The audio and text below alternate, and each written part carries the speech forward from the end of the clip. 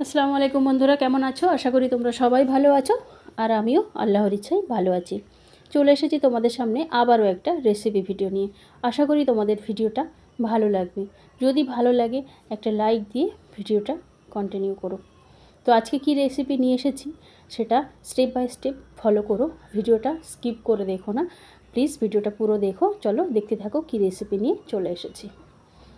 Welcome back to my channel. আমার চ্যানেলে তোমাদের সবাইকে স্বাগত জানিয়ে আবারও একটা নতুন স্বাদের রেসিপি নিয়ে চলে এসেছি। এই প্রচণ্ড গরম, এই গরমে যারা পান্তা খেতে পছন্দ করো বা শখ করে কোনো দিনে যদি পান্তা খেতে চাও, তাহলে অবশ্যই আমার এই রেসিপিটা তার জন্য ট্রাই করবে, তবে খুবই ভালো লাগবে। যেমন পান্তা ভাতে পেঁয়াজ, কাঁচা লঙ্কা, সরিষার তেল, এই পাট শাকের এই রেসিপিটা, বা ডালের বড়া, মসুর ডালের বড়া, বা আলু ভাজা বা আলু ভর্তা, এগুলো দিয়ে কিন্তু পান্তা একদম জমে যাবে। তো চাইলে এটা গরম গরম ভাতেও কিন্তু খুব ভালো লাগে, তো পান্তার সঙ্গেও খুব ভালো লাগবে আশা করি। তো চলো রেসিপিটা শুরু করি। আমি একটু প্রথমে তোমাদেরকে দেখালাম যে শাকটা কিভাবে বাছতে হয়। শাকটা এইভাবে শাকের পাতার শিরাটা ফেলে দিয়ে বাছতে হয়, তাহলে খুব তাড়াতাড়ি দ্রুত সিদ্ধ হয়ে যাবে। তো আমি শাকটা বেছে নেওয়ার পর আবার বটিতে বা ছুরিতে যা যেভাবে সুবিধা যার সেভাবেই সে কেটে নেবে। আমি শাকটা কিন্তু খুব সুন্দর করে কেটে নিয়েছি, দেখতেই পাচ্ছ যে কুচিয়ে নিয়েছি শাকটা। কুচিয়ে নিয়ে খুব ভালো করে কিন্তু আমি জল পাল্টে পাল্টে শাকটা ধুয়ে জল ঝরাতে দিয়েছি। এবার আমি শাকটা রান্না করতে যাব। আশা করি পাট শাক অনেকে পছন্দ করে বা অনেকে পছন্দ করে না। আজকে যে রেসিপিটা আমি নিয়ে এসেছি, যারা পাট শাক পছন্দ করে না তাদেরও কিন্তু খুবই ভালো লাগবে, খুবই একটা লোভনীয় ভর্তা রেসিপি। তো চলো দেখতে থাকো।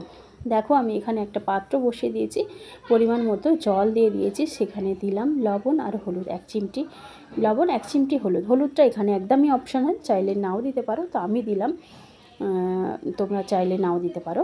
আর লবণটাও কিন্তু খুবই সামান্য পরিমাণ দিতে হবে, একদম বেশি দিলে কিন্তু হবে না। দেখতেই পাচ্ছ আমি লবণ আর হলুদটা ভালো করে জলের সঙ্গে মিশিয়ে নিয়ে তারপর কিন্তু শাকটা দিয়ে দিয়েছি। এতে কিন্তু একদমই উপকরণ লাগবে না, খুবই সামান্য বা ঘরোয়া উপকরণ, একদম 2-3টে উপকরণ দিয়েই কিন্তু রেসিপিটা তৈরি হয়ে যাবে। আর খুবই সহজ রেসিপি, আশা করি তোমাদের ভালো লাগবে বা একবার দেখলেই তোমরা বানিয়ে ফেলতে পারবে। তো চলো দেখতে থাকো। এবার দেখো আমি যে জলটার সঙ্গে শাকটা মিশিয়ে দিয়েছিলাম, দিয়ে একটু ভালো করে নাড়াচাড়া করে এপিট ওপিট করে একটু মিশিয়ে দিচ্ছি জলের সঙ্গে। আমার শাকটা তো সিদ্ধ করতে হবে। তো দেখতেই পাচ্ছ যে খুব ভালো করে জলের সঙ্গে মিশিয়ে নিয়েছি। মিশিয়ে নিয়ে অনেকটা শাক কিন্তু কমে গেছে। আর এখন আমি একটু 1 চির লেবুর রস এখানে দিয়ে দিলাম। যে পাট শাক কিন্তু একটা হড়হড়ে একটা ভাব থাকে, সেই ভাবটা কমে যাবে একটুখানি লেবুর রস যদি মিশিয়ে দেওয়া যায়, আর খুবই ভালো লাগবে ভর্তাটা খাওয়ার সময়। তো দেখতেই পাচ্ছ যে আমি লেবুর রসটা দেওয়ার পরে খুব ভালো করে আবার মিশিয়ে দিলাম, এপিট ওপিট করে ভালো করে মিশিয়ে দিয়ে আবার শাকটাকে হতে দিলাম। এই সময় কিন্তু আমার শাকটা একদম ফ্লেমটা আছে একদম লোতে। শাক রান্নাটা কিন্তু একদম লো ফ্লেমেই করতে হবে, একদম জোরে দেওয়া যাবে না, তাহলে জলটা খুব তাড়াতাড়ি শুকিয়ে যাবে আর শাকটা কিন্তু সিদ্ধ হবে না, একটা কচকচে ভাব রয়ে যাবে। তো শাকটা কিন্তু আমি পুরোপুরি খুব সুন্দরভাবে সিদ্ধ করব, সেই জন্যে একদম লো ফ্লেমে দিয়ে আমি আবারও একটু জল মিশিয়ে দিলাম। আমি যে জলটা দিয়েছিলাম সেই জলটা কিন্তু শুকিয়ে গেছে বা নিচ থেকে লেগে যাচ্ছে শাকটা, সেই জন্য আমি একটু জল দিয়ে একটুখানি ঢাকা দিয়ে রেখেছিলাম মিনিট 2। তারপরে ঢাকনা খুলে দেখাচ্ছি, দেখুন যে একদম জলটা কিন্তু শুকিয়ে গেছে আর শাকটাও কিন্তু খুব ভালো করে সিদ্ধ হয়ে গেছে। জলটা শুকিয়ে গেছে, নিচ থেকে শাকটা কিন্তু লেগে যাচ্ছে, তা সত্ত্বেও কিন্তু খুব ভালো করে এই সময় একটু উল্টে পাল্টে নাড়াচাড়া করতে হবে, যাতে শাকের গায়ে লেগে থাকা জলগুলো পুরোপুরি শুকিয়ে যায়। যেহেতু এটাকে আমি ভর্তা বানাবো, সেই জন্যে কিন্তু শাকের গায়ে জলটা পুরোপুরি শুকিয়ে নিতে হবে ভালো করে নেড়ে চেড়ে। আঁচ কিন্তু একদমই জোরে দেওয়া যাবে না, ফ্লেমটা একদম লোয়েই কাজটা করতে হবে, তাহলে জলটাও আস্তে আস্তে খুব সুন্দরভাবে শুকিয়ে যাবে। দেখতেই পাচ্ছ আমি কিভাবে নাড়াচাড়া করে আস্তে আস্তে শাকের জলটা শুকিয়ে নিচ্ছি। তো চলো পরে আসছি আবার। শাকের জল শুকিয়ে নিয়ে একটা পাত্রে আমি শাকটা তুলে নিয়েছি। এখানে নিয়েছি একটা বড় সাইজের পেঁয়াজ কুচিয়ে, একদম ঝিরিঝিরি করে কুচিয়ে নিয়েছি, আর 2টো শুকনো লঙ্কা একটু পুড়িয়ে নিয়েছি, আর এদিকে কাঁচা লঙ্কা, কাঁচা পাকা লঙ্কা নিয়ে নিয়েছি। এইভাবে যে কোনো ভর্তাতে কিন্তু লঙ্কাগুলো যদি এইভাবে ভাগ ভাগ করে নেওয়া হয়, টেস্টটা কিন্তু সত্যিই খুব ভালো হয়। তো অবশ্যই আমার মতো করে ভর্তা করে দেখো, সত্যিই খুব ভালো লাগবে। তো এখন আমি লবণ দিয়ে লঙ্কাটা খুব ভালো করে আগে হাত দিয়ে মেখে নেব।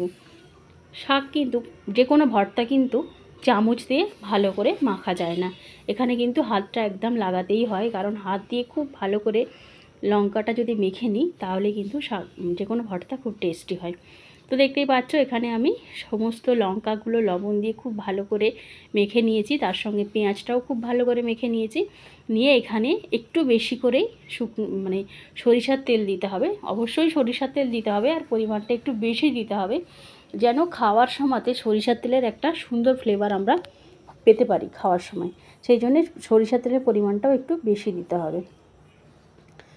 তো দেখতেই পাচ্ছ যে সরিষার তেল, কাঁচা পাকা লঙ্কা, শুকনো পোড়া লঙ্কা সবটা দিয়ে আমি পেঁয়াজের সঙ্গে খুব ভালো করে লবণ দিয়ে মেখে নিয়েছি। এবার লবণটাও কিন্তু বুঝেই দিতে হবে।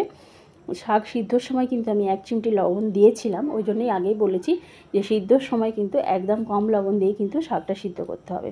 এবার আমি পুরো শাকটা দিয়ে কিন্তু খুব ভালো করে হাত দিয়ে মেখে নেব। হাত দিয়ে যতটা সুন্দর করে চেপে চেপে মেখে নেওয়া যায়, এইভাবে কিন্তু চামচ দিয়ে সেটা হয় না। সেই জন্য অবশ্যই আমার বন্ধুদের কাছে রিকোয়েস্ট রইল, যে কোনো ভর্তা হাতের সাহায্যে করলে কিন্তু খুব বেশি টেস্টি হয়। তো আমার এই রেসিপিটা তোমরা যারা দেখলে তাদেরকে বলি যে কেমন লাগলো অবশ্যই আমার কমেন্ট সেকশানে জানিয়ে যাবে যে আজকের রেসিপি তোমাদের কেমন লাগলো। আর আমার চ্যানেলে যারা নতুন বন্ধু আছো, ভিডিও দেখো অথচ চ্যানেল সাবস্ক্রাইব করোনি, অবশ্যই আমার চ্যানেলটাকে সাবস্ক্রাইব করে পাশের বেলটাকে অল করে রেখো, তাহলে আমার প্রত্যেকটা বানানো ভিডিও তোমাদের কাছে পৌঁছে যাবে। আর যারা অলরেডি আমার ফ্রেন্ড হয়ে আছো তাদেরকে তো অনেক অনেক ভালোবাসা। তো দেখতেই পাচ্ছ যে আমার শাক ভর্তা কিন্তু হয়ে গেছে। পাট শাকের ভর্তা পুরোপুরি রেডি। আমি হাত দিয়ে একটু মুঠো করে আপনার দেখানোর চেষ্টা করছি যে কতটা সুন্দর হয়েছে, জল একদমই নেই, মানে আমি চেপে চেপে একটু হাত দিয়ে দেখাচ্ছি যে জল নেই, একদম পুরোপুরি কিন্তু শাকটা শুকনো শুকনো করে কিন্তু ভর্তাটা করতে হবে। শাকে যদি জল থাকে তাহলে ভর্তাটা কিন্তু একটু টেস্টি হবে না, একটা প্যাচপেচে ভাব রয়ে যাবে, ভালো লাগবে না। আর যেহেতু পাট শাক সেই জন্য আরও বেশি করে জলটা শুকাতে হবে, অবশ্যই কিন্তু জলটা শুকিয়ে নিতে হবে, তাহলে কিন্তু ভর্তাটা খুবই ভালো বা টেস্টি হবে, খুবই ভালো লাগবে। তো আমার ভিডিওটা যারা এতক্ষণ দেখছে তাদেরকে জানাই অসংখ্য ধন্যবাদ আর অনেক অনেক ভালোবাসা।